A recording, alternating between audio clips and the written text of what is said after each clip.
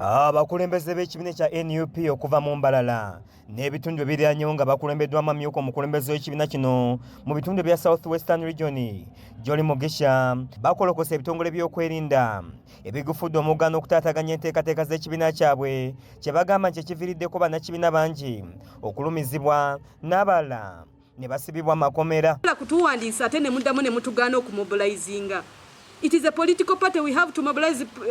Politics is about numbers. Tuyina okufuna enamba era tusaba mwami Ochola vaayo obeeko nekyoyogera ovunaane basajja bo kubanga tuyina okutambuza emirimu gye. We have to mobilize as a party. Bano batuuzizza olukuŋŋaana lwa bannamawulire mu kibuga Mbarara ne bataakaka nga bagamba nti NUP kibiina kya byabufuzi ekyawandiisibwa mu mateeka nga n'olwekyo poliisi erina okubawa obukuumi so si kubatulugunya nga basabye akulira poliisi Martin Ochola okoma ku basajja be. For us, when we come and we want to speak to our people, not even just more than a handful of them, we are tear gassed, we are harassed, we are beaten, we are arrested. Please, this has to come to an end. Kino kirina okukoma kubanga tuli bawandiise mwe mwatuwandika, government ye yatuwandika ate poliisi erina kukuma abantu si kukuba si kutta. Gye buvuddeko wano batongoza enkola gye baatumako nga mwe banayita okubunyisa enjiri ey'enkyukakyuka okwetoola eggwanga wabula nga yonna gye bayise baze basanga emiziziko gya poliisi nga n'ogusembyo baali kyenjojo wabula nga nayo tebyatambula bulungi.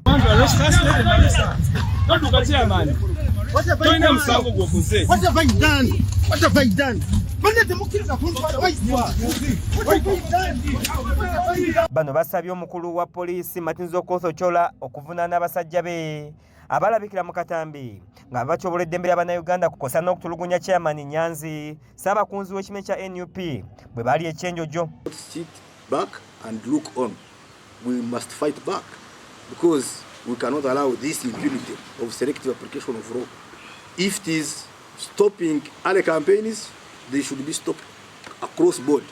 They should not say Muhoze UPDF officer be allowed to move, be allowed to mobilize when a registered party, political party mandated by law, which is supposed to do mobilization all the time. Bano okubadde Bright Muhumuza ne Julian bagamba nti kyennyamiza okulaba nga buli we babeera poliisi bagumbulula n'etabaganya kutuukiza nteekateeka zaabwe kyokka nga banna NRM batalaga eggwanga nga mpawa bakuba ku mukono. Uganda is a democratic country that Mr. Museveni has power.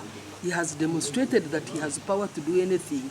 In fact, he's demonstrating that he's like a god in this country. So we are saying, if he doesn't want democracy to work, why doesn't he abrogate the constitution and reinstate himself as the permanent life president and he stays here forever and ever? Y'omukyala Jolly Mugisha asabye gavumenti okukyusa ssemateeka w'eggwanga naddala obuwaayiro boogera ku by'obufuzi nga naye aweze nti baakwerwanako. Joan Katushabe yakusakidde eggulire lino ku Lwaki STV agaleero.